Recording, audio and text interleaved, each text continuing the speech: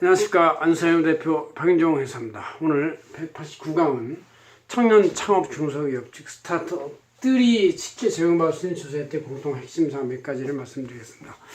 아무래도 앞으로도 창업이 활성화돼야 되고 또 청년들의 살 길이 취업보다는 창업이죠. 왜냐하면 취업 시장은 이 해외로 글로벌 아웃소싱 하는 것도 있지만 AI, 인공지능, 로보트 이런 거에 의해서 이 단순 노동의 이런 것들이 많이 줄었습니다. 사실 청년들이 처음에 취업할 수 있을 때는 그 70, 80%의 직업의 어떤 기능이 단순 노동 쪽이기 때문에 로보트하고 대체해서 가장 경합이 되는 그런 분야이기 때문에 취업이 잘 안 됩니다. 그렇지만 많은 조세 혜택을 통해서 국가는 엄청난 재정을 투입해가지고 청년들의 취업을 증진시키기 위해서 엄청난 노력을 하고 있죠. 그래서 많은 세금이 들어가고 있는데 어쨌든 그것이 바로 세금 들어가는 것도 있지만 조세 혜택을 줌으로 인해서 조세를 감면시킴으로 인해서 반대적으로 덜 내게 하는 것도 하나의 중요한 혜택이다. 이런 지원이다. 이런 것이죠. 그래서 이거를 이제 저희들이 2018년 5월 20일자 안전시행정을 표지에다 이렇게 제가 잘 이렇게 썼습니다. 한번 찰칵해 보시죠. 예, 고맙습니다. 예, 이렇게 됐는데 이걸 제가 참문에 썼으니까 한번 보시죠. 첫째, 벤처기업으로 인증받음으로써의 조세 혜택이 이제 조세특례 제한법 제6조에 써 있는데 일단 벤처기업의 인증을 받아야 되겠다. 창업 후 3년 내에 인증받으면 되는데 뭐 연구개발비가 3% 이상 뭐 등등 뭐 몇 가지 있으면 됩니다. 그래서 최초 수도 발생연도부터 5년간 50% 세액 감면을 해주는 것이 있고 수도권 과밀억제권역 이외에서 창업을 하면 과밀억제권역이 아닌 밖에나 창업하면 아예 50%를 감면해주는데 창업 중소기업이면 3년간 75%까지 감면해주고 추가 2년간 50% 감면해준다 이런 얘기죠. 같은 감면을 할 수 있어요. 근데 추가 더해준다 그런 얘기죠.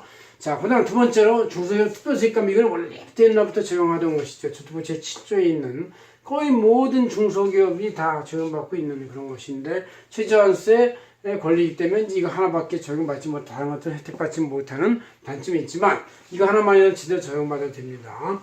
수도권 외에 제조 소기업이면 세액의 30%, 10% 세액에 30%를 감면해 주니까 7%만 내면 되는데 7%는 바로 중소기업의 최저한세의 개념이기 때문에 이거 하나만 적용받으면 최저한세에 걸려서 다른 건 적용받을 수 없죠. 제조업 등 소기업이면 이제 수도권 외라고 했는데 수도권 내라 할지라도 20% 적용받을 수 있고 수도권 외 제조 중소기업은 15% 외 제조 중소기업 소기업이 아니라 중기업이죠. 매출 적은 도소매 유료 소기업은 10% 지익기관 중소기업도 10% 정도 해주고 수도권 외에 도매도 5%까지 해준다 이런 얘기죠. 그 다음 청년 추가 고용 관련 지원금이 있고 세액공제가 있는데 지원금하고 세액공제 둘 다 나눠보면 청년 고용 증대에 대한 고용을 증대시켰다. 세액공제는 저특법 제29조에 5에 써 있는데 증가 인원당 이 중소기업은 1,000만 원이에요. 연봉이 2천이다 그러면 반을, 연봉이 3천이다 그러면 3분의 1을 주는 것이고 또 사회보험료 세액공제도 해줘요. 그래서 저특법 30조의 사회보험은 증가 인원에 대해서 사회보험료 100%를 공제해주고 덜 내게 해준다 이런 얘기죠. 그러니까 국가에 지원해준다 이런 얘기예요. 청년 추가 고용 지원 장려금도 있어요. 이건 세액공제인데 이건 장려금을 아예 돈을 투입해 주는 것이다. 1인당 75만 원, 월 75만 원이죠. 두린이 지원금이라고 해서 4대 보험 40 내지 90%까지 지원해 주는 것도 있고.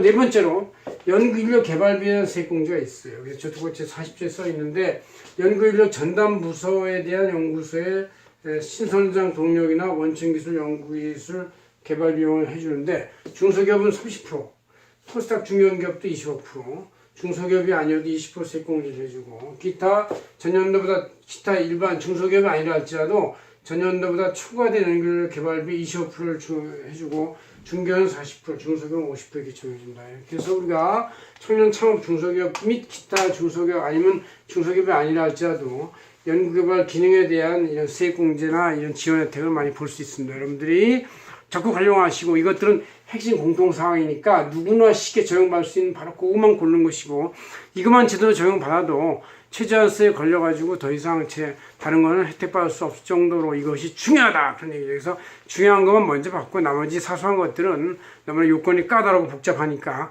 하지 않는 것이 더 현명할 수도 있습니다. 핵심적인 것 확실히 받기 이것이 중요한 조세 혜택이다 이런 얘기죠. 고맙습니다. 안세현 대표 박인종 회사였습니다.